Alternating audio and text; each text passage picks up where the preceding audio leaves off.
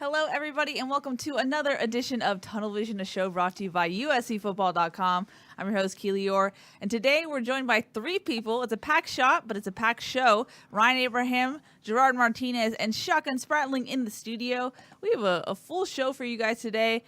With Gerard, comes recruiting talk. We have a lot to talk about, especially because USC had their elite camp today, so a lot of prospects there. So a lot of offers went out today, and USC even got a commit, so we'll be talking about that. We'll also be talking about USC's freshmen. The fall interns have officially arrived. They arrived on Tuesday, along with McCoy and Steele. They also held their first player run practice Tuesday. Shotgun, you were there. We're going to talk about that and talk about your observations, what you saw there. And of course, you guys can get a hold of us in multiple ways. You can call us at 512-4-TUNNEL. Chris Savino is screening your calls. So say hi to him when you call in. You can also tweet at us, #TunnelVision, your question, and we'll put it on the air. And also, whichever platform you're watching us on, Periscope, YouTube, or Facebook Live, put your comments, questions, concerns, and we will answer them. But we're excited to have you guys watching, excited to have a good show today. Guys, what do you want to talk about first? Yeah, well, we wanted you to call in. You got Gerard here, so you want to talk to him on the phone. 512-4-TUNNEL. You got to do that. We already put up a recruiting podcast for VIP members of USCFootball.com. If you're not, get in there. $1 for your first month, 30% off your first year. Make sure you subscribe to USCFootball.com. Lots of cool stuff going on the site and, of course, around USC football.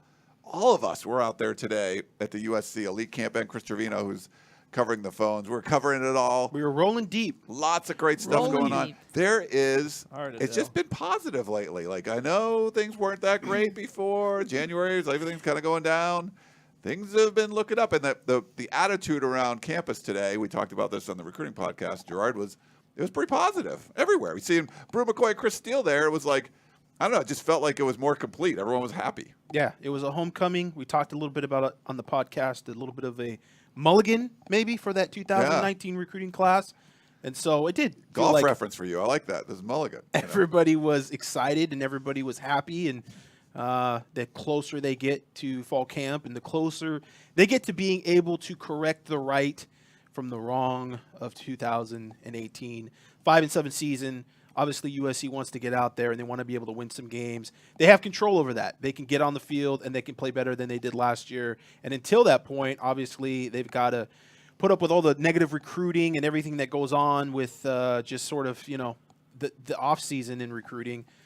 So they want to get closer to that season. They want to get closer to playing football games, but they do get a couple of big additions to that 2019 class, and McCoy and Steele. And both those guys were actually on campus, and Steele hung out and was on the field and hanging out with Tyler Vaughns and Hunter Echols. Greg Johnson was out there. It was a little cast of characters. Kyle Ford had come over, and I don't know if Kyle Ford had actually talked much with Steele or seen Steele since he'd actually been on campus, but, they talked a little bit and were happy to see each other. It was one of those things that just was very familiar. I think all those guys had been out there in that spot. They'd been recruits before, and it was just a little bit of a homecoming, I think, for Steele and McCoy today. Yeah. We're already 5 minutes in, Gerard, and people are already requesting that you say the word portal. Porthole. It's still a porthole. It's your signature now, Gerard. Yeah. Just own it. Portal. It's funny. Our friends at Rain of Troy, I think they made T-shirts like USC's like transfer portal champions. Not porthole, but portal champions. Yeah, I mean, only I get to say porthole. Yeah, I don't think they say that. I say that purposely. I don't think anyone else says it but you. Purposefully. We'll see about that. But Gerard, you already got into it. Let's talk about USC's Elite Camp today. That was today, Wednesday. We mentioned a lot of camps, Rising Stars versus Elite Camp. What's the difference? What is the main factor of Elite Camp? Well, the difference nowadays is that Rising Stars is 2,000 kids, and it's a lot of kids just trying to get exposure from multiple schools because you have multiple coaches from multiple coaching staffs going there. And so it's, hey, I just want to get a look from any kind of Division I college. And you see a lot of kids that are really just trying to get offers, whether they be D1 offers. Sometimes they're not even D1 offers. You have schools, UC Davis and a lot of different schools there. So it's more of a big event for kids that are trying to get more exposure. The kids that are coming into elite camp already have tons of exposure. They're going there to get coached up by USC. They're going there to get a preview of how it is to be at USC and go through a USC run practice. And so they get that opportunity to get in front of the USC coaches, and the USC coaches get the opportunity to get in front of them and show them their coaching style, their approach. And I think it's a big deal because when you hear recruits talk about the schools that they want to go to and the biggest factor in the recruitment, a lot of times, other than what's the school going to get me to the NFL, is my comfort level at the school. And a lot of that comfort level has to go with the position coaches and their comfort in how they're being coached on the field and the rapport with them on the field. So this being a practice, a little different than a regular camp, you get to see a lot more of that. And also you have the Rising Stars is a paid camp, whereas the Elite camp is an invite camp. So a lot of kids may come to the Rising Stars trying to show their stuff to the coaches to get an invite. And you see that. You see that each year where, kids will come to the Rising Stars, and then you'll see them maybe, later in the week at the invite-only Elite camp, and then, they're trying to prove their stuff against the guys that are already known. That's where you see a guy like, I saw Miller Moss last year. He was a guy that stood out with the way the ball spun off his hands, and now you're seeing him, all the offers that blew up for him, and he's a guy that came to the Rising Stars camp, and I think he worked his way into an Elite camp invite last year, and you'll see him. He's one of the top 21 kids in the area this year. We saw that even with the passing tournament that they had over the weekend. You had a kid like Keyshawn Smith, 6'1", 165, 170-pound receiver from Lincoln High School in San Diego, had a really good tournament and looked really good. He got an invite to come back to this camp, and he played well. Again, we talked a little bit on the recruiting podcast.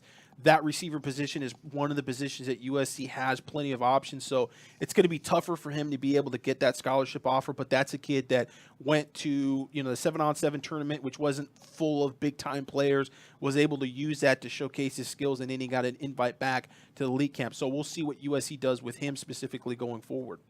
Now, as you mentioned, you've done a recruiting podcast. You and I did, Gerard, instant analysis. We have a lot of stuff up on the site about this camp, but for the people who haven't read any of that or heard any of that yet, what was your general takeaway from today's elite camp, and who were your top performers? I think, the one guy that stood out was the guy that we didn't really know much about going into the camp, and certainly that's always a different impression that you get when you haven't seen a lot of a kid and you want to see more of him. And that was Caleb McCullough, the 6'2", 210-pound linebacker from Pacifica High School in Oxnard. He was a guy that he showed up at the opening regional. He was a good-looking kid, but there's a lot of linebackers there, and obviously we're all there to see the Justin Flowe show. Here he was able to be kind of the guy and sort of the focal point. And again, with this type of elite camp, the difference between Rising Stars, where you've got thousands of kids, you've got 60 kids here, you can watch Caleb McCullough really work and really in space, see how he played against the running backs and the tight ends, and he bullied the running backs. He played really good against the tight ends, really only lost in passing period against some of those smaller running backs that took him like 40 yards downfield, which isn't really necessarily a reflection of what's going to happen in a real game. So that's a kid that's got length. He's got athleticism. He's got a great frame. He is an inside linebacker. He's rated as a 3-star inside linebacker. I think he's probably going to get bumped up. I think he's a better player than that. But he's a guy that could really play probably 3 different positions on the defense at linebacker. He could play Will, he could play Mike, but he could also play Sam, and maybe even with a little bit of a growth spurt, he could maybe play off the edge more as a predator. He's a long kid. He's got a good wingspan. I liked him a lot. Obviously, Corey Foreman, the 2021 defensive end from Corona Centennial High School. That's a kid that's just a monster, stud, just a franchise-type player. We talked a little bit about him. He's a guy you see coming a mile away. He's a guy that, in registration you go, okay, if we're going to, make a projection as to what our top 10 performers are going to be, Corey Foreman's probably going to be in the top 3. Unless, he comes up gimpy or something like that, he's probably going to be in the top 3. And he was definitely arguably probably one of the top players at the camp. And certainly from the standpoint of what kind of competition he went against, and this is obviously no fault of his own. He doesn't have any control over this. There wasn't a whole lot of offensive line competition that you could throw in front of him that was going to be able to give him a run for his money or really push him. And so it was pretty easy for him, and that sort of was what we expected. On the offensive line, one guy that I liked and kind of stood out a little bit was Joy Wright, the offensive tackle from Reno, and a kid that is a 6'6", 270, can definitely put on more weight, has a great frame, and I think he's a good-looking player and a guy that USC's, it's interesting, and I don't know if this is just a departure because of the offense being a little different now, but they're definitely going harder after the more undersized offensive linemen. Now, some of that's by choice. Some of it may not be because you don't have a lot of big 300-pounders like you did in the last class that are sort of those franchise-type guys. But, another guy that got offered was Kyle Jurgens, who's 240, 250 pounds. Not a big kid, but a guy that came in late. And Keely, you actually watched him, and give Keely a lot of props here, because she kind of eyeballed him coming over and was like, hey, there's some new kid over here, not really sure who he is, just FYI. And I think he came over from the defensive line. Yeah, it looked like he came late. I wasn't watching the defensive line because I was solely filming the O-line. And he came late, a little sweaty, so I was like, okay, maybe this kid came late or came from a different position group. But then it really clicked when the D-line and O-line went up against each other. He kept flipping back and forth. And he was substantial on both sides of the ball. So it seemed like the coaches were investing in him on both sides of the ball. They take him aside, give him more pointers, and give him more reps. Some of the guys, if they correct them, they'd be like, okay, get to the back of the line. Yeah. And a guy like him, they'd be like, hey, okay, do it a couple times. Let's get you some more reps to get more familiar. So it's interesting that he was on both sides of the ball. Yeah, and we saw, and Chris Torino and I saw that we didn't know who he was, but we saw, you kind of identify players by the clothing they're wearing, or, if they have a distinguishing haircut or something. Yeah, exactly. So, he had some tartan shorts on. So we said, oh, there's tartans. We saw that Chad Kay was talking to him earlier, defensive line coach at USC. And you just kind of note those things and see who the coaches are spending a little bit more time with, like Keely said, and who they're talking to during stretching and things like that. So that was a guy that they also were talking to throughout the entire practice, even before he went over to the offensive line. We saw that he was getting some one-on-one time with Chad Kay as well. And it's one of those camps you can do that. You only got 60 guys. You can take that guy's side, and you get them looks on both sides of the ball. So that's interesting. Again, 240 pounds. And we talked about Jack Eure a little bit in the podcast, and he wasn't at the camp, but we were talking a little bit about the projections and with the NFL Combine and the NFL Draft and how so many of those guys are smaller guys, and the average height and weight measurable-wise coming out of high school for those first-round draft picks was something like 6'5", 248 pounds coming out of high school. So you got a guy who's 6'5", 6'6", 241 pounds coming out of high school. Jack Eure, 6'7", 248 pounds, 250 pounds, and everybody talks about Jack Eure potentially being an offensive tackle. So again, USC kind of going away a little bit from the 300-plus pounder offensive lineman. Again, some of that is by choice. Maybe some of that is just because those are the guys that are in the class and they're available. But we saw a little bit of that, an interesting offer that USC gives out today.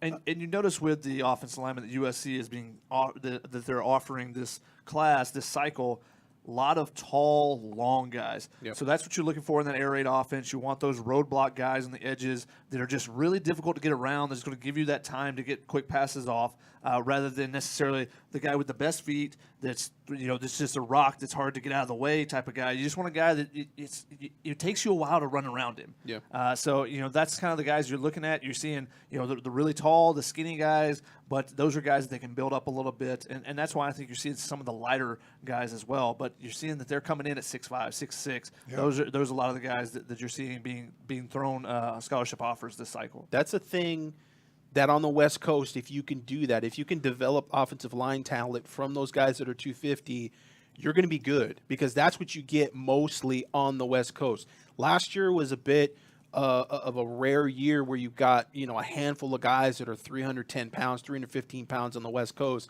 that are sort of those ready-made offensive linemen who you go, okay, this guy has the physicality to maybe come in right away and play offensive tackle as a sophomore or maybe even a freshman. Most of the time on the West Coast, you're going to get a lot of kids that are 250, 260. So if you can project, and you can project right, build those kids within the program, redshirt them, and then develop them, that's going to be consistent. You're going to be able to do that consistently. Yeah. If you're not a big recruitnik, obviously we have Gerard Martinez here, so we're going to talk about your recruiting. But just in general, this was the camp they had this morning. It was an elite camp, like Gerard said. Only 60 kids, a lot of great talent there. And I think the vibe with having a lot of the USC players involved, Amon-Ra St. Brown and Michael Pittman out there catching passes, or Jordan ISF out there working with the linebackers, all the coaches kind of running it like a practice. It definitely had a positive feel. You could have a camp like that, and it could be a dud because people don't want to show up and stuff. There weren't other coaches there, just USC, but a lot of really high-level talent showed up there. And having a Brew McCoy and a Chris Steele that just arrived on, they're officially Trojans now as of yesterday, arrived on campus last night. I think Brew moved into his dorm around 7:30 p.m. It just was a different feel on campus. It was an overall positive thing. So it's another one of those things. I think it's building momentum towards the start of the season. So if you don't follow everyday recruiting and know all these players, just know in general they had an elite camp today, and it went really well. And I think it was something that you can showcase for Clay Helton going forward. He pulled this one off well today. So someone actually committed off of an offer from today. We haven't talked about him, I don't think. Velez Jefferson. Gerard, do you want to give us a rundown of what USC is getting in that wide receiver? Well, Shotgun kind of alluded to it. When we watch the camp, and sometimes we don't know who kids are right away, you look for a distinguishing feature. He was gold do-rag. He came in, he had a nice, bright gold do-rag, and we're going, that kid looks like a kid. We were thinking maybe he was a Narbonne receiver that we know, and we're kind of trying to figure out who he is. He ends up being Velez Jefferson from Edison High School in Fresno. Edison High School in Fresno has produced a lot of top players. 2021, big-bodied receiver. Now, we're going to see how he fills out going forward, but that's a kid that's got to be, I think he's listed at 215. He looked a solid 215, if not 220, 6'4", 6'5". Just a big athlete, flashed a lot of athleticism in his routes. Again, I don't know where he projects necessarily for USC, but just a guy that just looked like a guy. We saw him in line. We just saw him running around. He's a dude, yeah. Just kind of looked like a dude. Didn't know if he was 2020 or 2021. That's always a big deal, but he wasn't really on the radar for us necessarily, and not a big-time guy recruit-wise, but he's going to probably blow up after the scholarship offer, and now he's committed to USC. And Gerard always tells me, when we go to the 7-on-7 events and stuff, you never know who you're looking for. Sometimes, we go to see specific athletes, but then you never know. And there's a San Diego team or a team from the North Bay, or, there's a team from Nevada in. You may see somebody that's a 2021 or 2022. And there's certain things that you're looking for in the body type for them, because it's it kind of, the body types usually tell you who's going to be a true athlete or not. And this was one of those guys. You saw him, and the question now becomes, is he a receiver? Is he a tight end? He could grow into a tight end potentially. If he continues to get bigger. So that's an interesting player there. He's a guy that stood out at the receiver spot. Another guy was Trayshawn Holden, who you were talking. Who we knew. who you were talking about with Juergens being a two-way guy. We saw Trayshawn Holden playing a little bit of both sides as well. Holder, excuse me. So that's a guy that stood out because of his desire to get out there too. Yeah, that was one of the highlights of the camp for me. One of those little things, those little nuances, watching players, and a guy like Trayshawn Holden, who we've seen before, Alabama commit, a guy that's gone from being a 3-star to now a 4-star. I think he was a little underrated. He's kind of gotten on the radar, and certainly being out here on the West Coast and playing against West Coast competition, he's shown that he can be one of the top players nationally. But what was interesting is he was fighting it a little bit today. Everything wasn't coming easy to him. He had some bad balls early on, and then he had some defensive backs just do a really good job of being able to kind of get underneath him and everything. And so, he was struggling a tad, not really all his fault. He was also going both ways, playing a little corner just for fun, I think. And he went out there and he got kind of undercut a little bit on his route, ended up on the ground, and was down for a little bit. He looked they had to help him off the field. Yeah, he kind of was clutching his hamstring or something, and he kind of got up, and then he went back down again. And you start to go, oh, wow, is this serious? I mean, he's down. They can't run the offense anymore. We're waiting. He finally slowly gets to his feet, brought off the field, walks all the way around the field, and then 2 plays later, he's playing cornerback and he intercepts the ball. Yeah. And that to me, that's a big deal, because Trayshawn Holden doesn't need to be out there. Committed to Alabama, a guy whose stock is going nowhere but up. He could very easily big-time that camp just altogether, but not only is he out there, but he gets hurt, he gets banged up, and he decides, okay, I'm good. I'm going to go back out there again. He did nothing to prove. And so that tells me that's a guy who loves football, and that's a good football player. And that, I think, is a big deal when you're talking about guys that are highly ranked. They got to love football. It can't just come easy to them all the time. High school, it's easy, and you can just do it. But in college, there's more sacrifice. There's a little more perseverance that has to be involved. And that's a guy that shows that he's got that. He wants to go out there and he wants to play. So we actually have a live caller. Yes. Big thanks to Jagger for waiting on the line so long. Hello, Jagger. You are live on Tunnel Vision. Hey, first I just want to say, Keely, I was also at the Hillsong concert last night, so I just wanted to Awesome. let you know about that. Cool. And my question is, so with Chris Steele getting the spot for the scholarship, do we know who was left out of the 2019 class? Uh-oh. Hey. Is that a peristyle Jagger. recruiting? The answer, we have to answer his question. Yes, we know. But we're not really making I have a backup question. He has a backup question. We put some stuff in the war room. So if you're a USCfootball.com subscriber, it's good. So it's nothing official yet, but And that's not a fight on. There's two, yeah. He can't. I don't know if he's watching the show, but he put two fingers up. Yeah. Jagger. So we'll see. What's your backup question though, Jagger? So with Kyle Ford and Brew McCoy coming, do you think that would open up the possibility of USC like making a flip with like Trayshawn Holden? Like, do we think there's a possibility of him coming to SC, or do we think he's like a hard Alabama commit? He's not going anywhere. I think USC is definitely in it for him. He wouldn't be at the camp today if USC was not in the mix. Yeah, he's definitely giving USC a long look. The question really is, flip side, how much does Brew McCoy or Kyle Ford sway him to maybe keep his commitment to Alabama? Alabama's going to lose some receivers. Obviously, USC has some nice young big receivers there. The thing is, Brew's probably not going to be on the field as a true freshman. At least we don't think he's going to be able to get a waiver or hardship to be able to play after transferring from Texas. So he's a big name, and obviously I think Trayshawn Holden probably knows about Brew McCoy, but Brew McCoy's not going to be out there as a true freshman lighting it up, being a guy that's, I'm going to have to try to compete against that guy to be able to get playing time as a true freshman. Kyle Ford, maybe. Kyle Ford's coming off the knee injury, obviously, but he could still be a redshirt guy too. So possibly. They might both be freshmen at the same time that the Trayshawn Holden. Kyle Ford doesn't want to hear anything about redshirting, though. True, Yeah. and we seeing him today. I mean, he is ripped. He's a big dude. Yeah, and he's making one-handed catches and stuff. You know, as they're just tossing the ball around and stuff. I would not put it past him to be back. But with the the ability to play freshman 4 games, or to play anyone 4 games and still redshirt them, I'm not putting it out of the realm that he might still end up being a redshirt, just because you don't want to rush him back. You got some receivers there. Now we're getting Velez Jones back as well. Yeah. If somehow Brew McCoy, I don't think he gets rushed back, and so he might still end up being a redshirt. And then you got 2 guys that are 5-star guys that any incoming freshman, is looking at. Those guys are now in my class. Yeah. Now you just kind of shift them back to the 2020 class, because that they're going to play. They're basically going to play a couple years, and then you potentially be gone to the NFL as well. Yeah. One of the side benefits of getting a Brew McCoy and a Chris Steele back is they've left the state. They were highly ranked players that left the state, tried it out, dipped their toe in the waters, and came back. And they might be able to talk to someone like that, like, hey, you could go to Alabama, but here's all the reasons why we think you should stay home. So that's an ace in the sleeve, recruiting-wise. If USC gets to that point where they've won 10 or 11 games, certainly that's a secret sort of weapon that they can bring out and say, hey, Brew, we need you to host a couple official visits here, and these kids are looking at Florida and Texas and Alabama and Georgia, and Brew can tell him all about what it is to go to one of those schools, as can Chris Steele. So that's a big deal. I don't want to derail the conversation, but I'm actually interested.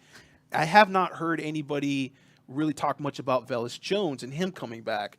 That's a very interesting dynamic. I've always liked the way USC kind of used Velez Jones a little in the offensive backfield. I know he sees himself as a receiver, but with the way the running back position is at USC and the way the offense is, can they use him maybe more as a running back, an all-purpose back? I mean, you have options with him. And the thing is going to be with him is he missed the spring. And so he didn't, if you want to try out some of those things with trial stuff, that was the time to do it. Yeah, exactly. So, and he's going into his redshirt junior year, I believe. So, maybe he has one more. I don't know that you really want to, a veteran guy like that be like, hey, let's experiment with you. Now, if we see it the first couple weeks of the fall, that would kind of tell you, because that would be Mike Jink's first opportunity to really work with him. So I think because he misses the spring, it limits you on being able to do that with an older player like that. Yeah, I like that they wanted to use him in that kind of a capacity, but just the scheme-wise, the way they tried to use him, it just never worked. He averaged like a yard a carry or something dumb like that. It wasn't effective. They should have done it, but just the way they did it wasn't effective. The thing they did 2 years ago is when he came in, defenses were keyed on, hey, I don't even remember what his number was at the time because it wasn't 1, but it was, hey, that's the guy they're going to put in the backfield. That's the 23. Yeah. You know, 23's in, key on 23. He's going to be a guy in motion. He's going to do some different things. It was like the token of Dory play. Yeah, exactly. Yeah. But that's physically, I look at him and I say, that type of offense, and even with the guys they're recruiting now, they're smaller, quicker running backs, and it's more about speed. And I just wonder his contributions to the team. Not to say that he can't do that in the slot, but I think in this offense, this is really where you go, wow, okay, you could put him out there, throw some flare routes to him, get that motion going, and he could be maybe a weapon. Like you said, misses the spring. That's a bit of an issue. But you know what? You went into the porthole, young man. And you came back. But you didn't, as a running back. You didn't do that with Dominic Davis. Right. And you could have done that with the same thing with Dominic Davis. Now, partially you have so limited Corners, numbers at cornerback during the spring, but he's the faster guy. Mm-hmm. You know, he's not going to break a tackle like Velez Jones might be able to break a tackle. Velez Jones didn't break a ton of tackles, in the kick return game and stuff. He got tackled by some kickers. Yeah. That's the step he has to take. Got tackled by some kickers, just low key. He had to throw that out there a little. He did. Just he dunked did. on him a couple times. Shotgun is the special team guy, man. You want to know about special teams and the little nuances he knows because he diagrams. Yeah. So that's something that he has to take his game to the next level, and maybe that's the next step in his game we see. Yeah. But if you're just going to go straight on speed, which is a lot of times you want that home run guy at the running back position. Why not go with Dominic Davis? Yeah. But I get a sense from Dom that he doesn't want. He's another move. He's with the defensive backs. Like that's his home for now. He's one of the few guys that I've ever seen. Speaking of Dominic Davis, that actually went untouched in 40-yard 7-on-7 and it scored a touchdown. That's hard to do. I mean, with all those guys catching the ball in the backfield, you're saying? Yeah, all kind of together and everything, and he actually was able fast enough to still get there and go untouched, and that was pretty impressive. That was him when he was at Alamany. Well, thanks, Jagger, for the call. That was a very long answer. Let's keep these answers short. Different questions. We didn't even we answered the first one. I didn't hang up with him, so that's why I said thank you. So we have two more callers on the line. Keep the answer short, Gerard. So let's go to the Cattleman. He put was that he has a question about recruiting. Hello, Cattleman. East Coast Live, guys. How y'all been, Keely and Ryan? Doing all right. Thanks for calling from Tennessee. Hey, Ryan, my boy Bill King wanted to ask you how your yoga classes are going. Yeah, not yoga. I'm doing spin classes, so I'm not. You should do yoga. So we're not getting any downward duck out of you. No downward dog. Downward duck. I did those probably like 15 years. I haven't done yoga in a long time, but I'm riding the bike real fast in the morning, so that's good. Anyways, well, guys. Love you guys. Do have recruiting questions. Enough goofing off. Hey, two things, guys. Looking at 24/7, USC is currently ranked 61 on the 2020 cycle. How do you recruit when your coach is number one on coacheshotseat.com? Orgeron's killing it at LSU this cycle, and everybody knows Lane Kiffin's the best recruiter on earth. How's this sell really long term? Love you guys. Thanks, man. You win football games. That's it. You try to right the wrongs from the 5-7 season. You go out and you win games that people don't think you can win, and everything else takes care of itself. I mean, that's the simple answer. Now, if you're winning 8 games, if you win 9 games, it's a little more complicated. I think USC will still get some guys, but it's going to be harder, and you're going to still miss out on some of those feature-type players, probably like a Justin Flowe, Elias Ricks, etc. So you got to go out there, win games, and change everybody's mind. And we sit here now and we look at USC and we look at the season going forward, and it's so easy just to assume how things are going to go and how college football is going to go. Ed Orgeron's killing it out west. Man, listen, Ed Orgeron is killing it until he's not. I mean, LSU will be so quick to pull him and to fire him if he's not winning enough football games. He's not going to get the extra year that Clay Helton got.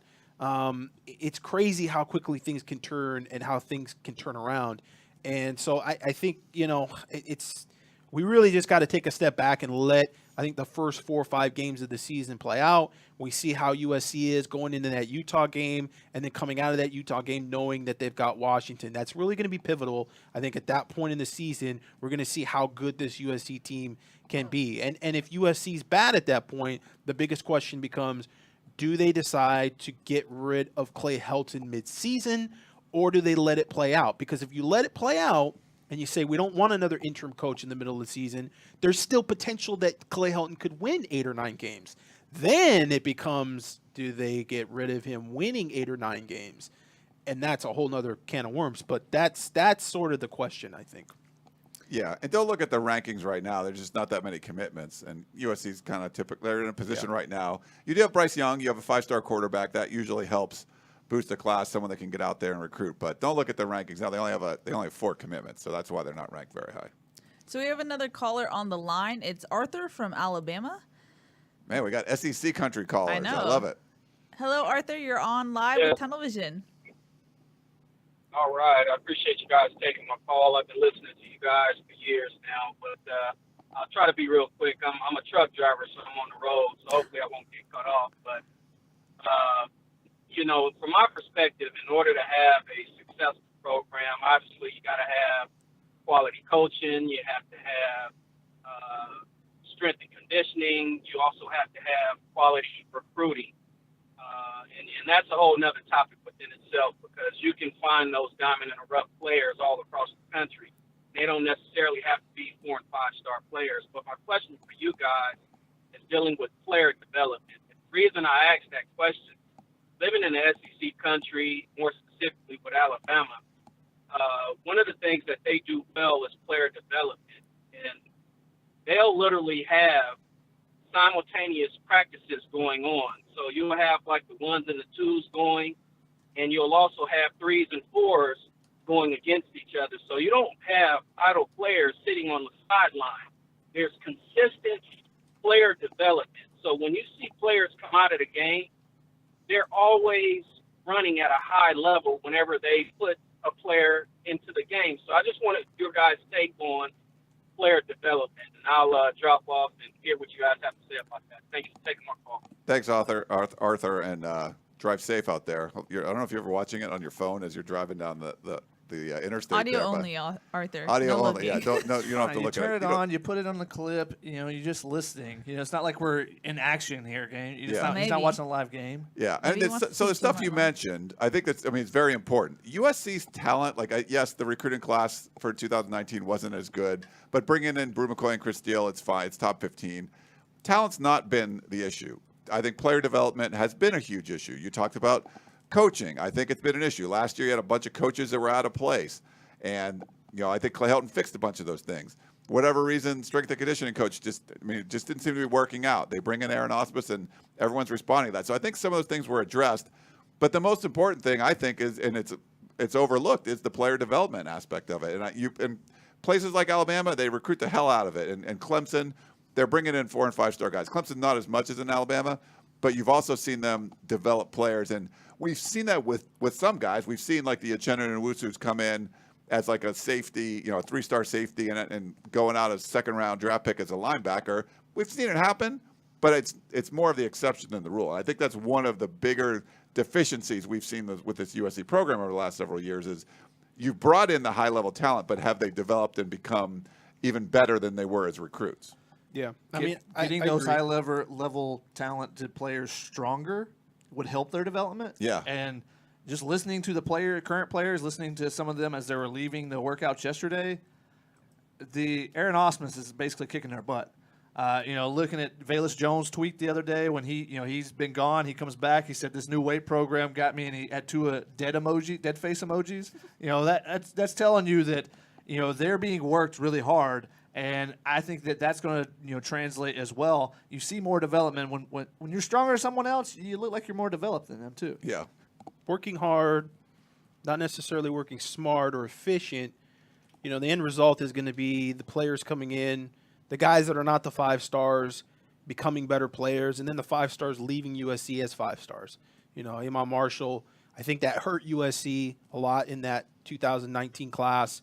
And even in 2020, when those kids look at a guy that coming out of high school was considered a generational talent, and then he leaves USC as a 4th-round pick, people feel like that's really kind of the poster child maybe for underdevelopment for USC in terms of the weight room, in terms of the coaching that he's getting. I think we're going into sort of the whole argument with the support staff, how much USC wants to invest in that. It seems like USC is okay when they're investing in maybe facilities and kind of trying to stay par with some of the schools in the Pac-12, but they're not par when it comes to support staff, and that goes for recruiting, and that also goes for strength and conditioning. And we saw a little bit of it. We're going to see how things, pan out with Aaron Osmus, obviously, and if he gets a chance to really, be at USC long enough to be able to develop some of these players and put his mark on these players, because we know if Clay Helton's out, they're probably going to have a coach that's going to come in. He's going to want to bring in his own people from a strength and conditioning point. And then it's going to be, okay, how much leverage does that coach have? Does USC give him what he wants? How much of that is part of the negotiation process with some of these coaches? There's a lot of questions when it comes to that. It's to how invested USC is in manpower, because we've seen it with the recruiting staff. The resources just haven't been there in terms of manpower, and that's a real big issue, because that's where really the arms race is in college football right now. It's not so much facilities, it's really about people and how many people you have doing those things, whether it be marketing for recruiting, the actual guys that are behind the scenes that are recruiting, guys like Gavin Morris. There's one Gavin Morris at USC, Clemson and Alabama, they've got 20 guys like that. And so that's really where USC has fallen short in recent years, and we'll see if that changes in the future. But I think that's part of it. There's a lot of parts to developing the talent, and not just developing it, but from a player personnel standpoint, making sure that you stay on top of those guys. They're not getting in trouble, they're in class or graduating, your APR is high, et cetera, et cetera. So there's a lot of different aspects that make up that sort of development, player development. Player development is sort of becoming a key catchword like culture is, and it's like, well, what is it? Don't just say the culture at USC is bad. Well, get into what you mean by that, because there's culture in the locker room. There's the culture that the coaches sort of project and sort of cultivate in their own, how they approach their players and how they deal with their players off the field. Then there's also the culture you have in the administration, the culture that you have in the board of trustees, and those specific things, and how they're good, how they're bad, positives and negatives. So you got to be a little more specific and detailed and break those down. It's like saying, oh, that kid's got a high motor. Oh, thank you, ESPN, for that amazing insight. What does that mean, high motor? He's effort, but show me an example of why he has high effort. Like, I'll give you an example of Trojans Holden and what he did. That tells me that kid has got football IQ. He loves football. But just saying, oh, I like him because he loves football, that doesn't really get anybody anywhere. That's not insight. Yeah. Thank you for the call. I'm going to return back to recruiting in a second. We're already halfway through the hour now. Let's go, because Shotgun, you mentioned it. Yesterday, Tuesday, was USC's first player-run practice. I'm not sure how much you saw, Shotgun, but what were your observations from last night? I mean, the notables were seeing some of the guys that were there. I mean, Bernard Shermer being there. Seeing him out there, seeing Drew Richmond. He did not participate in the workout, but he was there. Seeing those guys, seeing which freshmen were there this morning, seeing Chris Steele, seeing Brew McCoy, knowing those guys were on campus as well. It's just seeing the guys first off is interesting to see who exactly is there. Obviously, some kids were still, had classes and different things, but being able to see some of the players, and then see who's gotten a little bit bigger, see how the bodies are changing a little bit, and kind of just hearing the reactions. We don't have an actual opportunity to interview them right now, but just kind of the interactions, listening to the players talk about the workouts and how kind of tired they were, tells you that they're being worked by Aaron Osmus, and they're getting their workouts in, and it's definitely wearing on them. And just kind of listening to the players, kind of interacting with each other. It's fun to get back around it. We didn't get to watch too much of it because the Locher field was closed down, or locked up, so we weren't able to get in there and watch from over the top. You were banned, basically. But seeing a guy like Talanoa being back out there, and CJ he was Pollard out there today, yeah, just kind of running around and. He's out there. He was coaching up guys. They listen to him coaching the players, and the one-on-one instruction tells you how how intelligent of a player he is, Yeah. and what he can do with his mind as well as his body. But seeing C.J. Pollard out there, he's coming off the injury. A couple other guys that are coming back from injuries, seeing that they had been out there, they got their full sweat in, done the conditioning, and are back and are healthy. Guys that had missed the spring, I think those are important. Seeing Solomon Tuliaupupu out there is good. Someone said that, I think Dan said he was still. Dan said he didn't have his cleats on. Yeah, so I didn't notice that at the time, but he had been going through at least some kind of workout, which is a little bit of a positive. And we're still waiting to see him be out there. And like I said, I'm waiting until I see 2 weeks of practice before I say anything about Solomon Tuliaupupu being in any lineup. What kind of playing time he'll ever get. 2 weeks of practice first. Yep. Probably a good call there. We have 2 calls. Let's go to them. Just a reminder to you gentlemen, please keep your responses short. To us? Yes. Yeah, probably not. Or you, Gerard. Gerard.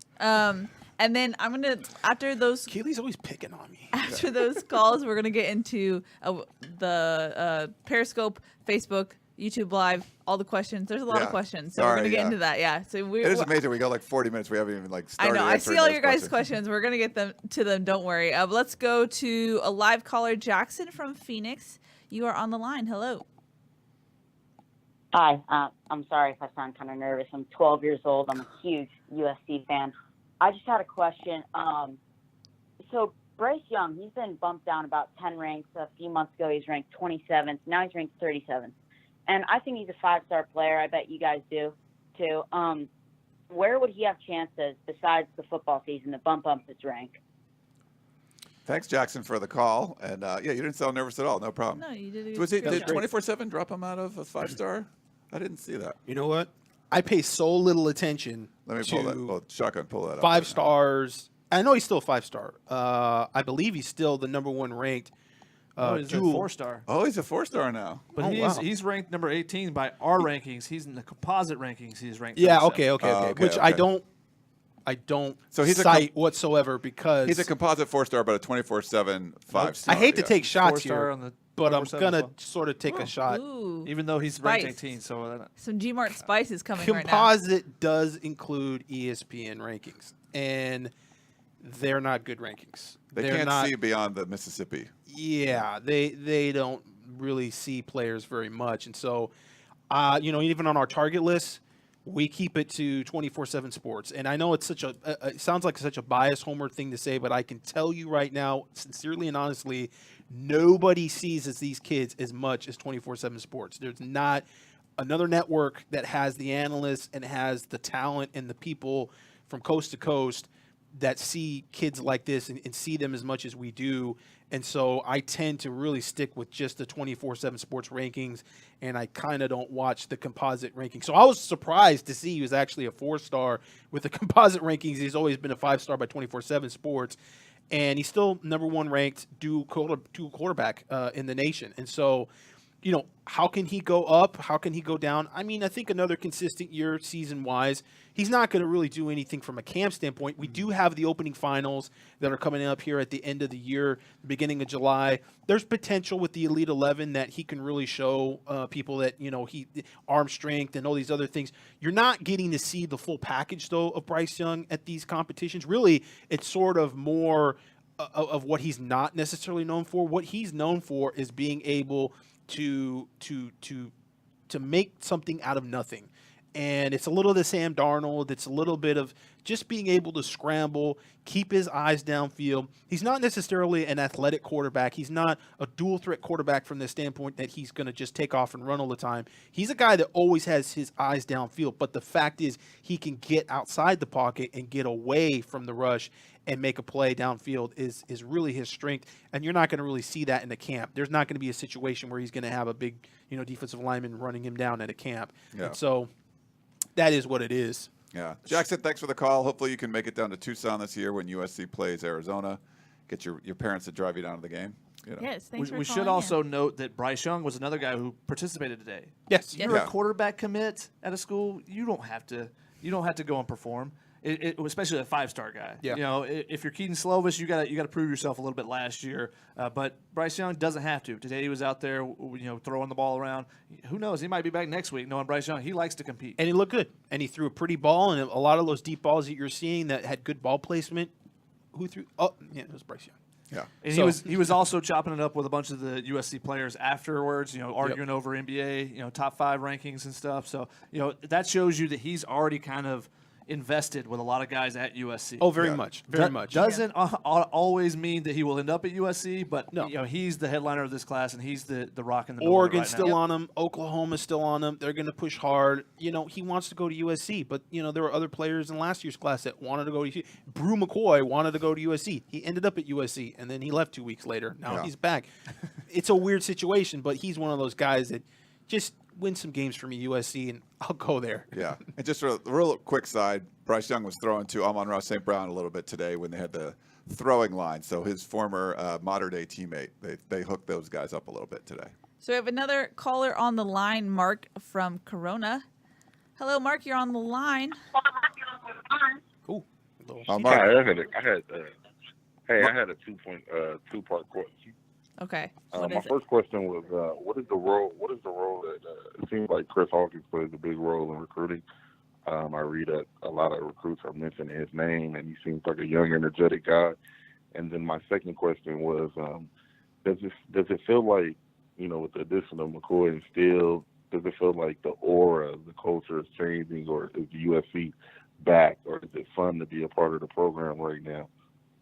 Thanks, Mark, for the call. Yeah, I mean, we talked about the positive momentum. It's really been better. The vibe at practice, at the camp today, was so much better than, even like maybe one of the early spring practices. It just seems like there's a spring in more people's step, and having those guys back on campus, I think it's energizing. So, yeah, I think definitely things have trended up, Mark. I don't know if you guys feel the same way. Or... Yeah, I wouldn't necessarily take it to the point of its culture change. It's just a different feel. It's a more positive feel. It was a bit of a homecoming, it seemed, for those guys. And they all know each other. I mean, all those kids know each other. They've played against each other in 7-on-7. Some of them have been 7-on-7 teammates. They've been around the campus, and Chris Steele and Brew McCoy both have been around the team a lot. So it's just, old faces again, and it's just a thing that's very comfortable and something that they know. So, yeah, it's definitely positive, and they're happy, and, that makes everybody else happy. Now, in terms of the first question, which I think is definitely interesting, is the dynamic of Chris Hawkins as a graduate assistant now at USC. We kind of talked a little bit about the lack of recruiting that we saw when Ronnie Bradford was there. I think with Chris Hawkins, his place right now is that he is a part of the new era of recruiting. Chris Hawkins came up. He was a B2G guy. He's come up with social media. He was a recruit not that long ago, and he was really a part of it. His dad runs Ground Zero. He's the co-founder of Ground Zero, which is a 7-on-7 team in Southern California, one of the more successful 7-on-7 teams in the nation. And so his dad is there. He understands sort of the off-season recruiting and the dynamic the recruiting trail has from that point of when you're in January all the way up to August. So I think that's a big deal, and I think he relates well with recruits. He knows some of those recruits personally. I mean, a guy like Darion Green-Warren, he knows personally just from Ground Zero. And so I think that's a different dynamic that he brings.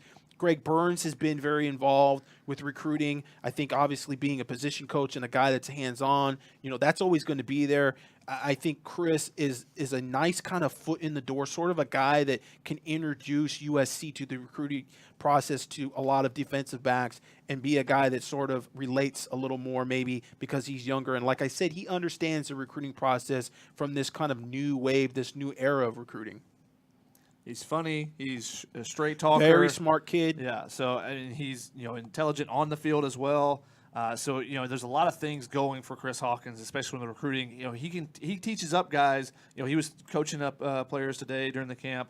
But also the end that he has with Ground Zero, and because he's known some of those kids, the Darion Green-Warrens, the Elias Ricks that have grown up in that Ground Zero program for 4 or 5 years. That he's known for since he was playing at USC, and they were looking up to him. So it's a big end for USC, especially with that group in particular. And he wants to be involved.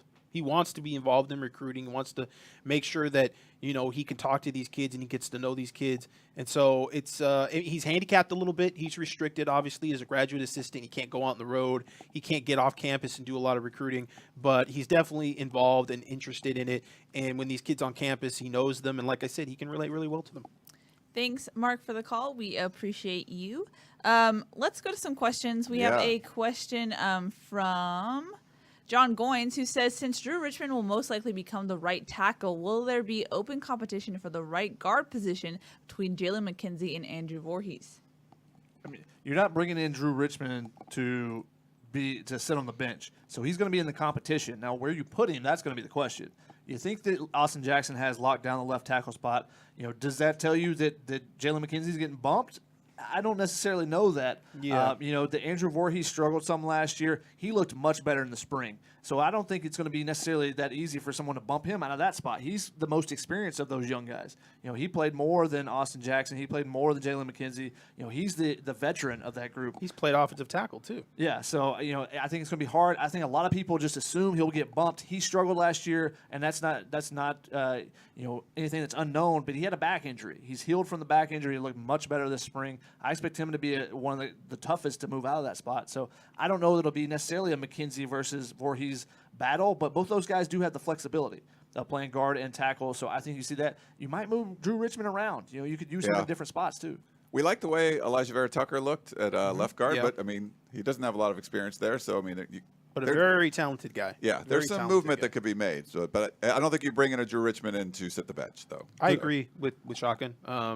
And I agree to say even that I don't know if I want to move Jalen McKenzie from right tackle. I like to have some depth there possibly, and you just don't know how the season's going to progress. It's nice to have some versatility there, and like I said, Voorhees is a guy that's played inside and outside, but Voorhees he's been a guy that's been pretty proven, and I know he didn't have a great year last year, but he came in as a true freshman and a guy that nobody thought was going to play. He's got like 20-some starts, I think. Yeah, I think if he's healthy, I think that spot is okay.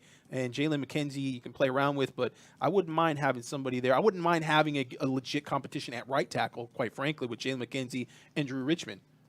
The good thing is that there is going to be competition now. Because in the spring, there was not. Yeah, there was not. And there was a huge drop-off from first team to second team. Now, you get Tim back, you get Bernard Shermer, maybe you get Clayton Bradley back from his back injury. Now things are looking up for the offensive line a little bit more depth because you're going to have at least one or two injuries on the offensive line. It happens every single year, every single team. It's very, very, very rare that a team has 5 starters go the full season without an injury. So.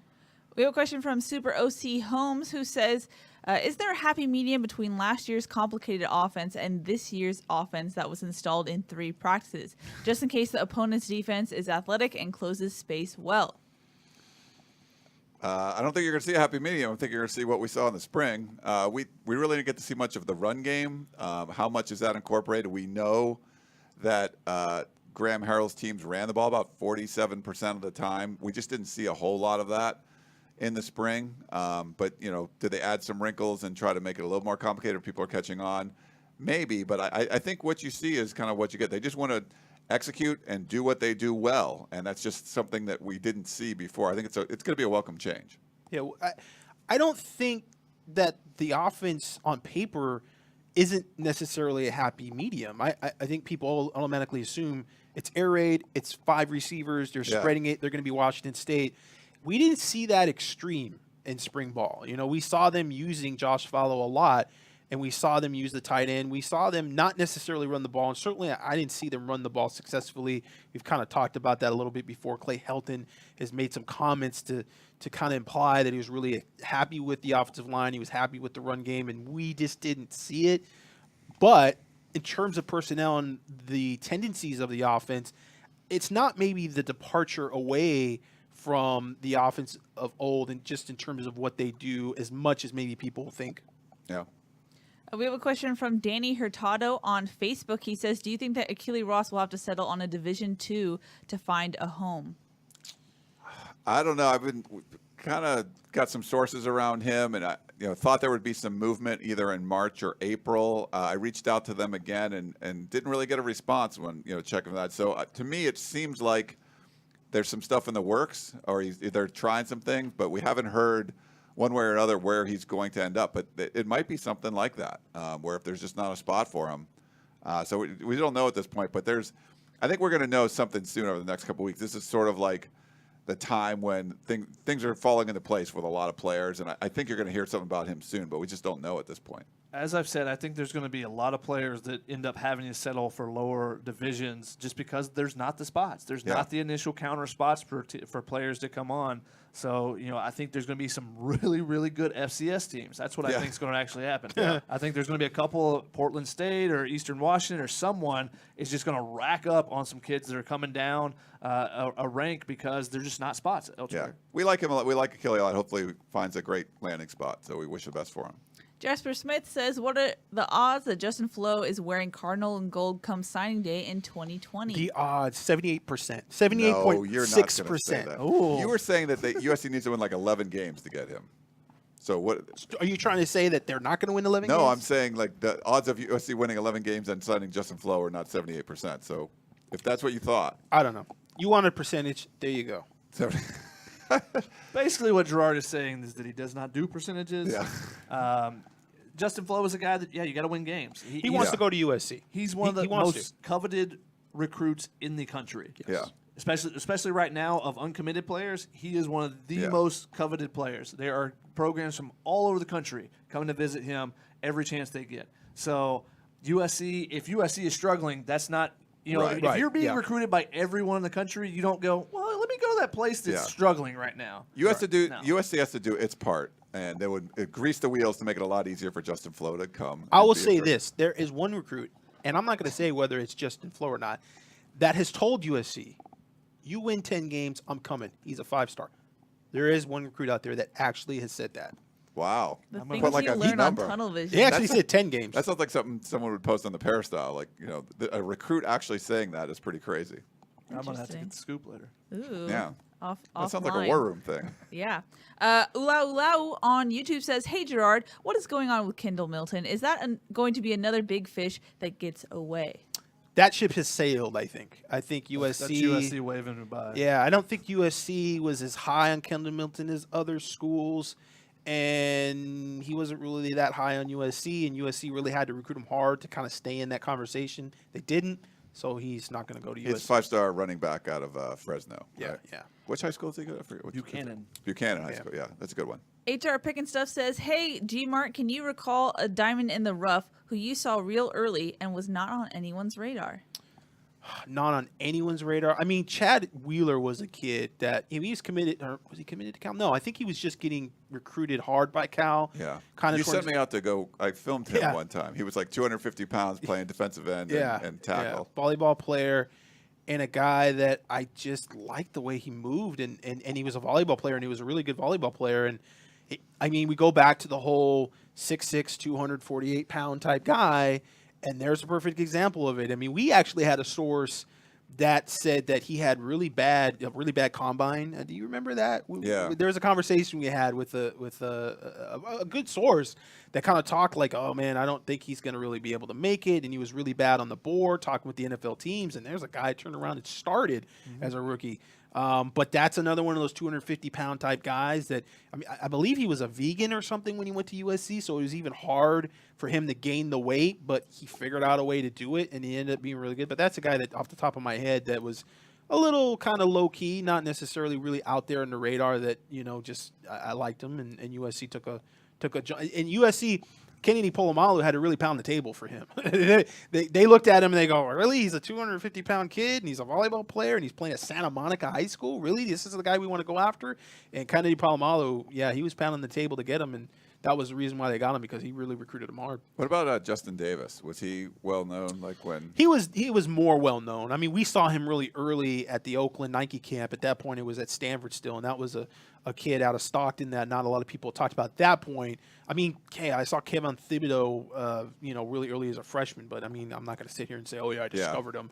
But right. We see kids all the time. It's funny. The early ones are fun. Like I remember covering a LA Nike camp when Iman Marshall was a freshman at Long Beach Poly, gonna be a freshman, and Gerard's like, watch that guy. He ends up being a 5-star, so you're watching him like 4 years before he graduates high school. So those are always kind of fun when, even then you just roll into a camp and I want to see these 3 guys, and then some dude walks in and you're like, who the heck is that? And you're just like, oh, and that, it happens today. Like, oh, that guy ended up getting an offer or he ends up committing. So those are the kind of fun things when you kind of like get to do your own discovery. There's a lot of well-known people out there, but there's some diamonds in the rough too. And it's tougher to do nowadays because offers just go out so much. Yeah. We have to kind of stay on top of guys. They offer a kid as an 8th grader, they offer kids as a 9th grader, and you're going, okay, well, I got to know that kid. So you're focusing on the kids that they've already offered scholarships to, and you don't necessarily get that time to be able to just sit back and go, well, who's actually playing well, you know? What about 8th grader? What about 8 minutes after they're born? Drake Jackson's little brother, Herm Edwards, was in the hospital. I didn't hear about and this. held his little brother and said he had an offer. So, Wow. yeah, that happened. I'm going to go with Chase Williams as my discovery pick because I remember telling you and Biggins that we were at one camp, and I just saw him, and I was like, this dude I don't know who he is, but he just keeps catching touchdowns. That as, was as a receiver. Pylon. I think that was the Pylon 7 on. And, yeah, you were out there, and you're like, that kid. And he was, I think, a premium kid at that point, but he was an underclassman. No, he was a different Eat. Oh, was he? All right. Okay. Yeah. Jasper Smith says if We're being all wrapped up. yeah, I'm keeping you guys short. We're at 7:00, so we're gonna go Yeah. into rapid fire mode, which means short answers, people. Rapid fire. Here we go. If all were injury free and eligible to play this year, which receiver will have the best production this season? Kyle Ford, Brew McCoy, or Drake London? Drake London. Drake London. Drake London. Because he's That's got the not best chance true. to play. He said if all are eligible and healthy, Brew McCoy. Drake There's London. a reason why he's ranked the highest. He's going to have the most points because he played basketball, too, and you'll get points there. Moving on, legendary Lurch Logan says, why hasn't Dominic Davis been tried out for return specialist? With his speed, you'd think that he would be a good fit. He does return kicks in Yeah. practice. Yep. He does. There's a lot of questions with Dominic Davis. We just don't know. Like, it's sort of like if you could just did a reset on Dominic Davis's career, like it could have turned out completely different. But just for whatever reason, the path he's taken is it's just not been fruitful. If you knew that Steve Sarkisian wasn't going to be the coach for 4 years that he was here, then you would go to Washington State, and he would have been used so well in that offense. Yeah. We have another interesting question from Jasper Smith. He says, how far did Clay Helton's loyalty to Neil Callaway set USC back? Oh. Can you measure that? Can we gauge that in wins and losses? Depends on who you talk to. I've definitely heard some, maybe it's hindsight 2020 things, but some not positive things about what was going on there. We talked about this on the recruiting show just real quick. I felt the talent last year was probably better on the offensive line than it's going to be this year. Now, maybe Drew Richmond kind of tips the scale a little bit, but I think with Tim Drevno, they're just going to be coached up better, and you're going to see better production out of this offensive line than you saw before. But that's one of those things where that's a mistake from last year that Neil Callaway probably shouldn't have been there. When you bring in Tim Drevno, he should have took over the offensive line. That was a year too late. You go 5-7. How much did that set the program back? It could have been, I think, significantly. Yep. Ulao says, Gerard, would you say that JT Daniels looks like he has this system down, and can he be the guy in all caps, this year? Well, Graham Harrell has said some things about not thinking too much. And so I don't know if I'd say he has the system down. I think that we're going to see that in the fall. We just need to see the offense in full in the fall. I think they focused a lot on passing the ball, and they look better passing the ball, but we need to see kind of the whole offense. And we don't know how much the playbook they were working with. We think they were probably working with a vast majority of it, but I think in fall camp, we just need to see a lot more 11-11, a lot more team scrimmaging. We talked about it, not to go into rehashing that, but, when we were just there at that last practice, and we felt like the best practice of spring football, and it was like, why was it the last practice? This should have been week 2 at least, if not the second practice of spring ball, seeing that competitiveness and seeing that a much of 11-11. So hopefully, that it translates into the fall camp, them having more of those type of practices. HR Pink Stuff wanted to know, Gerard, who was the best two-way player you saw in high school? Patrick Peterson, who became Patrick Johnson, who became Patrick Peterson, who ended up committing to LSU. By far, amazing. He played running back. He played quarterback. He was a great cornerback, but he also played receiver. He was at the Rising Stars camp, and he played both ways, and he played Trojan ball, which was kind of this kind of grab-ass thing that they would do, and they throw the ball around. And he was out there just, dominating this silly little game, skying over guys, making interceptions, and throwing the ball 70 yards, flat-footed. Just incredible athlete. He's one of the top players of all time watching. Yeah, Tyron Smith actually at that camp too, who our old writer, Zach Lajado, made one of the best evaluating comments. He goes, you got to love Tyron Smith. He can scratch his knees without bending over. I was like, yeah, he does. Long arms, these big, gigantic hands, but still, Patrick Peterson, a.k.a. Patrick What Johnson. high school was he? Who? Tyron Smith? No, Patrick. He was, I think, he was Florida, Pompano right? Beach, Eli High School, or Okay. Eli High School. I'm not sure how you. But he came out give for me like the Red. ELY. Give me DeAnthony Thomas in high school. He was just incredible. He was no pretty one could awesome. touch him when he had the ball in his hands. He made people look silly. He was a shutdown cornerback too. Too good. He was really good. OJ Mo on Facebook says, "Do you think with so many wide receiver weapons, it'll open up the running game more?" It needs to. Yeah, That's it the hope. should. I mean, I think there's just a lot of great matchup problems that you can have, and just at the running back spot. I mean, a Stephen Carr, Vavai. I mean, he could be one of the more exciting players you see. I feel like that. There's a lot of talent on offense, and most of it's coming back. It just wasn't utilized well last year, and you utilize it well, and I think that could just it could explode. You know, there's really high potential for this offense. We have multiple questions on Facebook about offensive line recruiting.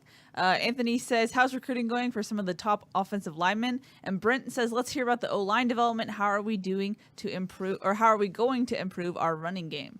I will just point out that Liam Douglas is huge right now compared to what he was when I first saw him when he first got his offer at the Elite Camp 2 years ago when he was 240 pounds or something. He was like a 260 guy, I think.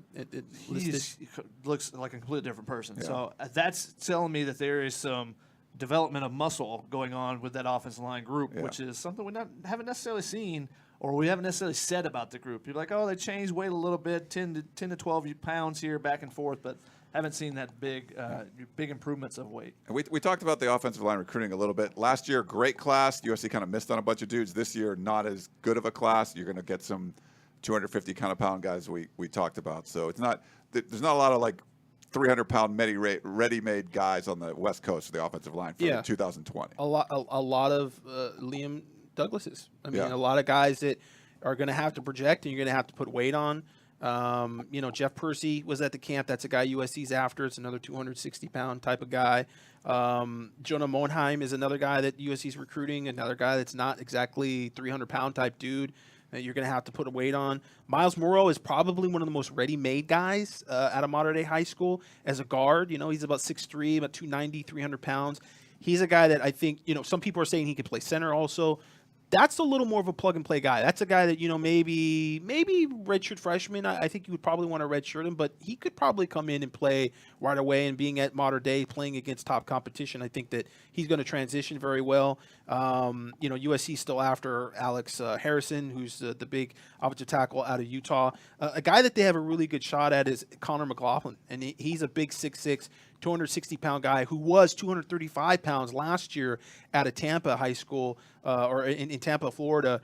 That's a guy that I think is another. I mean, we're talking about a lot of 260-pound type guys. A lot of, these are guys that you're not going to plug in right away, and you're not going to expect to play right away. USC is going to have to take the long road with these guys. They're going to have to develop these guys, and that is kind of the key word. And with the offensive line, you got to be able to have guys that end up being 200, 300 pounds, but when they come into the program, they're going to be 250, 260 pounds. Drake Metcalf, another guy that's in that mix. Yeah. Similar, smaller guy that would have to put on some weight, probably develop a little bit more. Sean on Facebook says, will the air raid beat or at least move the ball against Bama next year, and will Helton still be the coach? Oh, that's really projecting way out there. If I had to bet that Clay Helton coaches against Alabama and put money on it, I would say no at this point.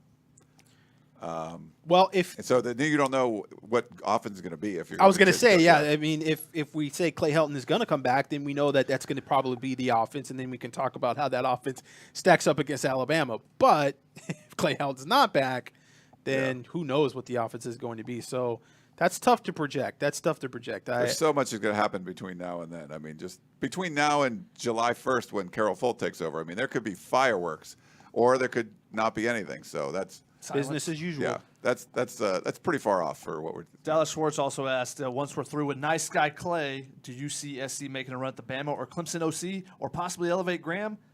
there's no opening there, so we're not going to answer. There's no opening. You know the rules. And guys. those are not the kind of, and just traditionally, are those the kind of people USC's hired when there is an opening? No. We have a question from Jeff. He says, who's going to be better, offense or defense as a unit next year? I'm going to say offense just because the scheme is going to be better and they got all this talent back. I love the front seven, and Chris Steele is going to help the defense too, but I'm just not sure yet how it's all going to work. I think it can, but I would put my money on the offense right now. I'm not sold on the secondary yet, so I'm going offense. Boy, I want to go defense. I want to shock everybody and say defense because, man, the offense is completely unproven. I mean, we're talking about paper champions right now, and they're going to do this and they're going to throw a ball here, and they've got this guy and they've got that guy, and with this type of talent being plugged into that type of offense, it's 2 plus 2, right? And it's just going to work, but we don't know. We don't know how JT is going to progress into this offense. It's kind of an old offense for him. Obviously, he ran something similar at Mater Dei, but this ain't Mater Dei playing against, Santa Margarita. This is USC playing against other teams that have been better and have developed better and had better schemes. So I think it might take them a while, and it's just a question of if it does take them a while and they lose games, how is that dynamic going to be with Clay Helton and Graham Harrell? How are they going to work together, and are they going to junk it? Are they going to get away from it quickly? I don't know. I don't know. It's hard to say. Did that other question say Alabama's offensive coordinator? Yes. And Clemson's offensive coordinator, which I would look for their defensive coordinator. Right. Brett Venables is that, but Alabama's offensive coordinator, isn't that Steve Sarkisian? Yeah. So is that who they wanted to hire? I didn't even think about that. I didn't even catch that. Okay. I just noticed this, but Armand Hawkins actually dropped into our comment section. He said, Chris Hawkins will turn USC football around, period. Don't believe me, just watch. Armand. Tell Armand to ask Chris what hat I was wearing today. I put a smile on his face. Nice. I will just go ahead and reveal that he was wearing a Ground Zero hat. What? Shotgun. That was my war room for this week. Since we're bringing up Steve Sarkisian and old coaches, there was a question. What are the chances SC brings in Norm Chow as a consultant to mentor Graham Harrell? So I saw that before. We all skipped it for a reason, Shotgun. I just want to see Ryan's reaction.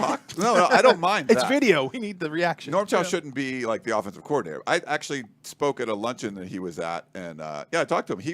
He hasn't been contacted. This was probably 6 months ago. At the time he hadn't been contacted, but he would be willing to be a consultant or an analyst or something like that. But USC hasn't contacted. I don't have a problem with that. Why would you bring in Norm Chow to mentor someone on an air raid offense? I mean, that offense is that they ran the BYU style offense. He also has a job, but not an air raid. He just accepted. He's the offensive coordinator for the Los Angeles XFL team. I didn't even see that. Breaking news. That happened today, apparently. I saw it on Twitter. Congrats, Norm. But we actually talked about that. He said, you want to talk about spread, wide open stuff? He did all that stuff. So there's different concepts, but now he has a real job, so that's good. Slap an exclusive on it, Keely. Brandon Jones really wants to know, what are our chances in flipping Elias Ricks now that Brew, McCoy, and Chris Steele are back, quote-unquote, home? I don't think the chances are better until USC wins 10 or 11 games. It's going to be even harder if Elias Ricks does end up going out of state. He might go to IMG. Well, IMG is where we're kind of hearing he's going to end up. But IMG is a heck of a lot better than Lab in Baton Rouge. Yeah. But if USC wins the Pac-12 and LSU kind of goes 7-5, maybe. We always sit here preseason and we have all these assumptions. This is how the season's going to go, and we're always surprised. There's things that just happen. Things just blow up in college football, and so much can change so quickly. Yeah. Lau wants to know, Gerard, if you know what happened in the Jalen Ramsey recruiting story. USC was 7-6, and they lost in the Sun Bowl, and all those kids at the Army All-American Bowl were sitting in that lobby, and they're going, "Why are you going to USC again?" There's a lot of talk of he lied to Lane Kiffin and he lied to T. Martin and this, that, and the other, and I think there's probably a little bit of that.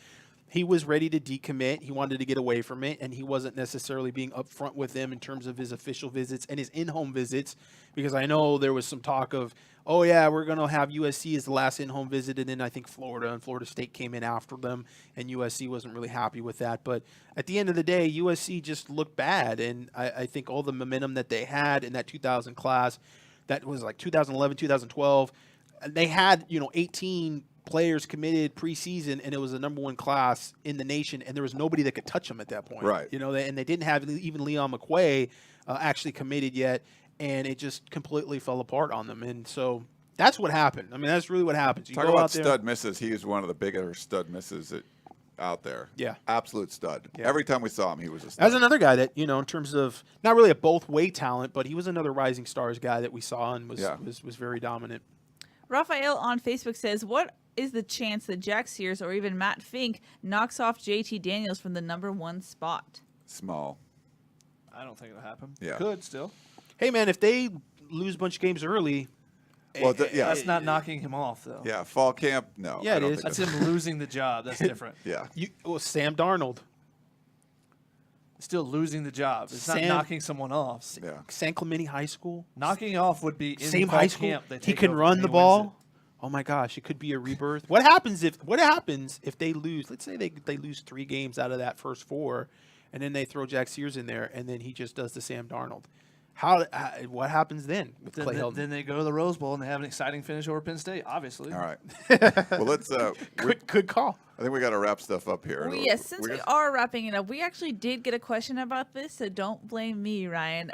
We had a question from Sean about baseball news. I'm out of here. Mr. Shotgun, give us your baseball minute update. I think I just So glitched. USC was supposedly was close to a hire earlier this week with Andrew Checketts from UC Santa Barbara, but that deal fell apart because the two parties were too far apart as far as finances.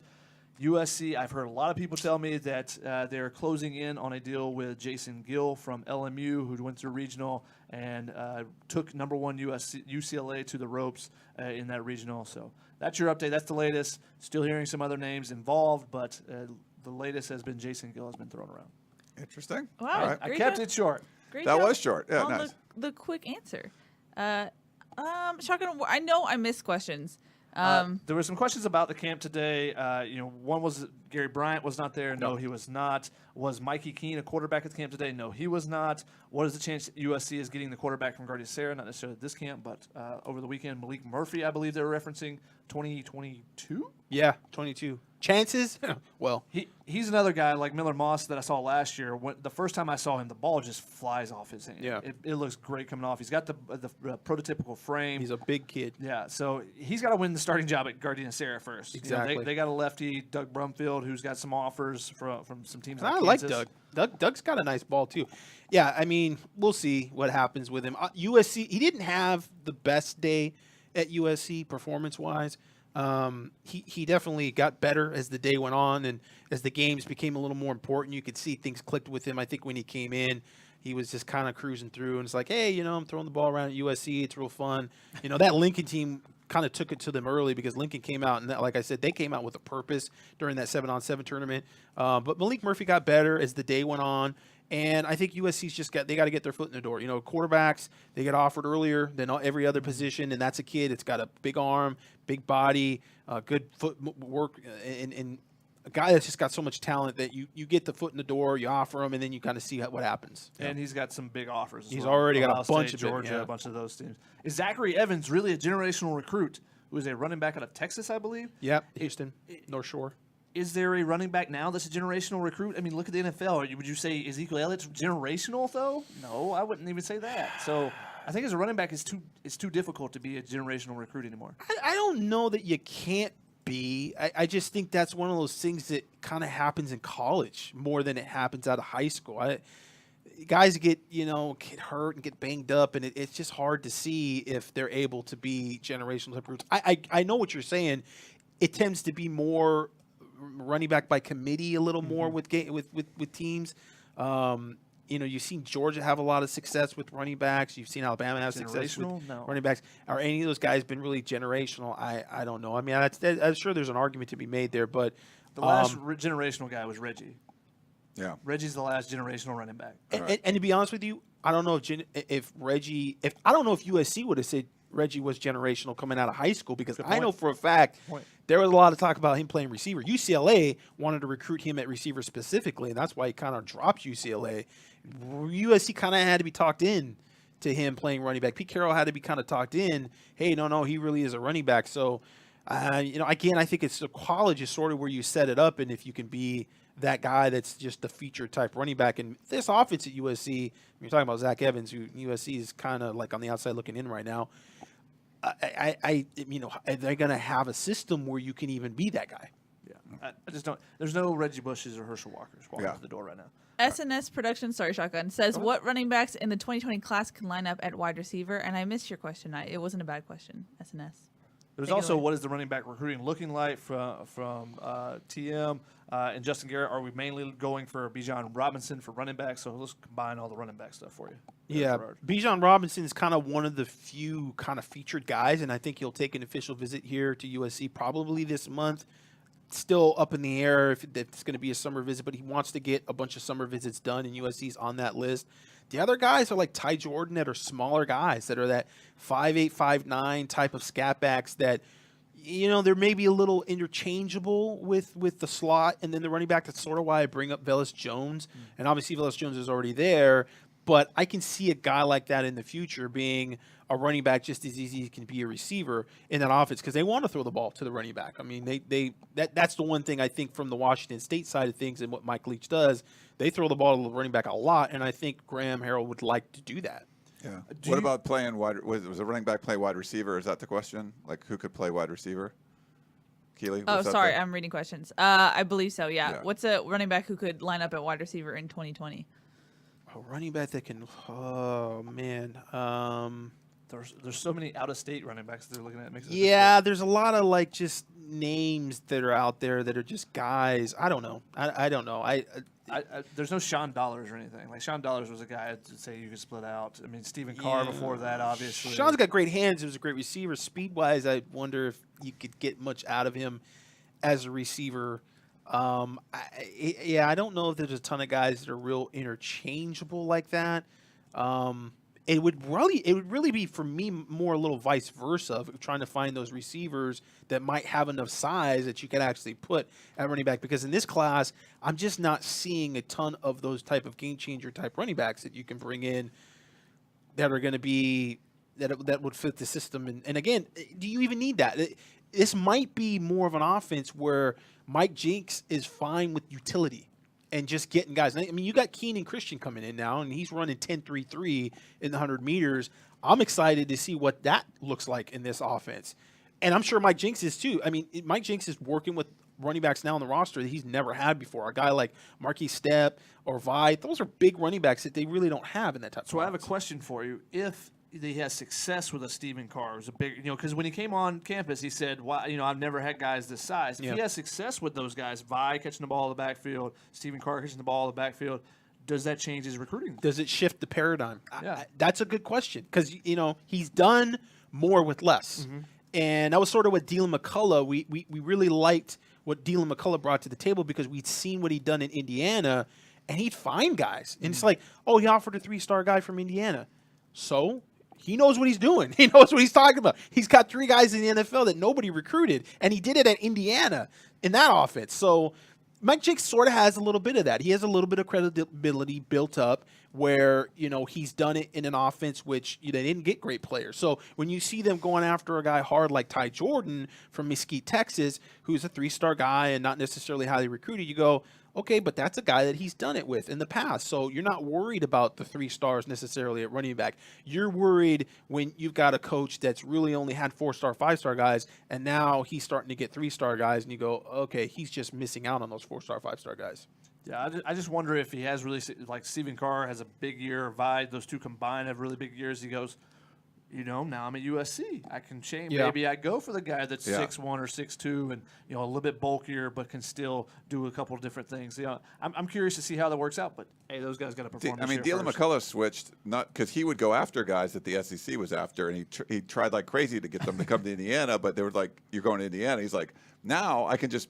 If I like the guy, I can bring him to USC because it's USC. So he changed the way he did things, but that was more of the size of the school, the prestige. But he went after Stepp, and Stepp was committed at Notre Dame at that point. But when he decommitted, Notre Dame was like, and a lot of people said, Stepp, he's got some talent, but is that a guy that USC needs to go all the way out to Indianapolis for? Right. And he's turned out, he's good. He hasn't done anything yet in the games, but he's looking like he's a guy. Like it was a good scouting report. And that's the part of, you've got evaluation as part of recruiting. You can have all the salesmanship that you want and get 5-star guys, but you do have to scout. That's why I go back to Alabama with Trayshawn Holden, and they found a guy. That shows you Alabama is not BS. They're not just, looking up 24/7, top 24/7 to figure out, okay, who should we recruit? They're going after and finding guys that they like for specific reasons. Josh Jacobs is the biggest example of recent, 3-star guy. No one really recruited him much, and he becomes a first-round draft pick, and he was amazing to watch last year. There was a question about why they recruited Chris Street. Chris Street is supposed to be at one of these camps, so they want to see him in action. So I think that's a guy that if he comes to USC and does really well in elite camp, then maybe that's a guy they offer down the line. And kind of a prototypical combo back. He's got some size, he's got some speed, but he's not really fast and he's not really big. And he's kind of sort of in the middle there, and that's where you go, okay, pro-style offense, you can use that, but in this type of offense, they want the guys that have more speed. I think that's why they got away from Jordan Wilmore. Jordan Wilmore was a guy that a lot of people liked, but he didn't really run fast. And we saw him at the camp at USC. He wasn't necessarily a fast guy. Neither was Sean Dollars. And Mike Jenks was like not getting into that. And with Kendall Milton, talked about that. A lot of people asking, where's USC with Kendall Milton? How are they going to lose Kendall Milton? Kendall Milton said it himself. Who's recruiting him? John Baxter. And Kerry Colbert. That's not. Mike Jenks is not in that conversation. That makes you think, okay, they're not on him as hard as maybe some other guys. So, all those things, there's those little signs that you think that USC, they're looking for something specific right now at running back. All right, I think we should wrap it up, Keely. Yes, I have a couple more questions just to get in because people have been asking them. Switching topics a little bit, Chris Diaz on Facebook says, whatever happened to that Aussie punter, how has he been doing? He's amazing. Well, booming. Very good. The key word is booming. Boom. His punts come off, and it sounds different. Should be fun to watch in the fall. I have a couple. Is it possible that Gabriel Flowe transfers back home and SC goes 2 for 2 against Horns Down? No. I mean, he's got to figure out what's going on with the spinal stenosis and go through that process with the medical staff. And, if is he going to stay at Texas? Is he going to maybe go away from Texas, come closer to home? There's a lot of questions about his recruitment, but I don't see him just, jumping in line with, Brew McCoy and Chris Steele. The biggest thing is we hope he gets healthy. Yeah, definitely. Great kid. Definitely. Yeah. How does Chris Steele change the national team recruiting rankings? He doesn't. He's a transfer. Yep. Already. I think the last one. With Chris Hawkins being a GA, who on the current roster would be a good future coach? Ooh. Talanoa Hufanga. That's what I was going to say. That's a good call right off the bat. Yeah. Well, he'd actually be a good one of us. Like, he'd be a better media person than probably any of us. Like, but I think he'd be a really good coach, too. Yeah. Nice. And just real quick on the recruiting rankings, it's a transfer, but we plug it in. You can go to 24/7 Sports and go to under football recruiting class calculator. You can manipulate the class. If you add Brew McCoy and Chris Steele, USC goes up from number 20 to number 14. So we put that in there, but it's not the recruiting rankings won't change because they're both transfers. Yep. And the last one, just because Jared has asked this several times, the 150-year college football patch, is USC going to wear them this year? I haven't heard nothing of it. I don't know if you guys have. No idea. No. Okay. Sorry, Jared. We haven't heard about that one. Dan would be the guy. Yeah, Dan will know. Send him an email. Or Dan may have podcast the at uscfootball.com, and we'll read it on the Dan Pod. Yeah. How about that? Alrighty, that's going to wrap it up for Tunnel Vision. Thanks so much for you guys for watching. Thanks to Gerard for making the way all the way down Thanks, buddy. from Redondo. To Thanks to Redondo. Ryan. To Redondo. I'm tired. Thanks to Ryan and Shotgun as well. You know where to find us, 6 p.m. on Wednesdays. We'll see you guys next week. Bye. See ya.